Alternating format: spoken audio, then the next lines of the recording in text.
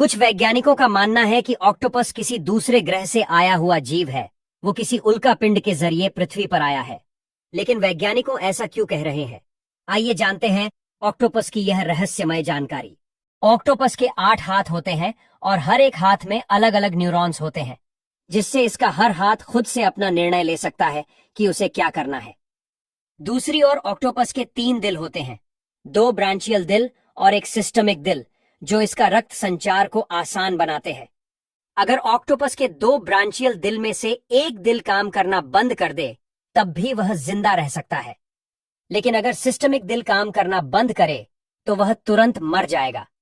Octopus का खून नीले रंग का होता है और इसके खून में हेमोसाइनिन नाम का तत्व होता है, जो इसे नीला रंग देता है। दूसरी ओर ऑक्टोपस में हड्डियां नहीं होती। इसकी बॉडी पूरी तरह से नरम और लचीली होती है, जिससे यह बहुत ही छोटे छेदों से भी निकल सकता है। ऑक्टोपस को पृथ्वी पर सबसे बुद्धिमान जीवों में से एक माना जाता है। यह सीखने और समस्या हल करने की क्षमता भी रखता है। ऑक्टोपस इंसानों की तरह देखकर सीख भी सकता है। एक प्रयोग में 2 ऑक्टोपस रखे गए। एक को पहेली हल करना सिखाया गया, दूसरा केवल देख रहा था। जब दूसरे ऑक्टोपस को वही पहेली दी गई, तो उसने पहले वाले से कहीं जल्दी हल कर ली। आमतौर पर सभी ऑक्टोपस जहरीले होते हैं, लेकिन ज्यादातर इंसानों के लिए घातक नहीं होते। लेकिन ब्लू रिंग्ड ऑक्टोपस का जहर इतना खतरनाक होता है कि यह इंसान को कुछ ही मिनटों में मार सकता है।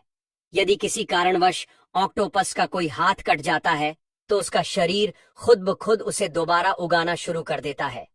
कुछ हफ्तों में नया हाथ पहले जैसा ही मजबूत और पूरी तरह से सक्रिय होता है।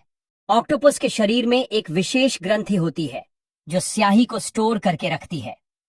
जब ऑक्टोपस किसी खतरे में होता है, तो यह ग्रंथि में से तेजी से स्याही छोड़ता है। यह स्याही पानी में एक गहरे धुएं जैसी धुंध बना देती है, जिससे शिकारी भ्रमित हो जाता है और ऑक्टोपस को भागने का समय मिल जाता है।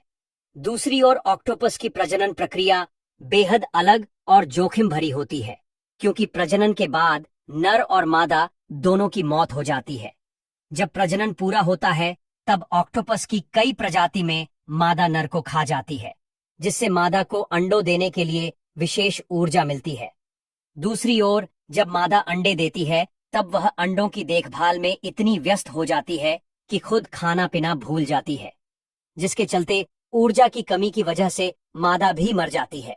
जब ऑक्टोपस के बच्चे अंडों से बाहर आते हैं, तब उसकी देखभाल के लिए कोई नहीं होता। वो अकेले ही अपना जीवन शुरू करते हैं। लेकिन कुछ वैज्ञानिक क्यों कहते हैं कि ऑक्टोपस दूसरे ग्रह से आया हुआ जीव है?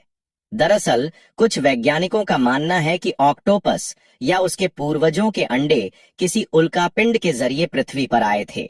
जब उल्कापिंड समुद्र में गिरा, तो इन जीवों ने वहां जीवन शुरू किया।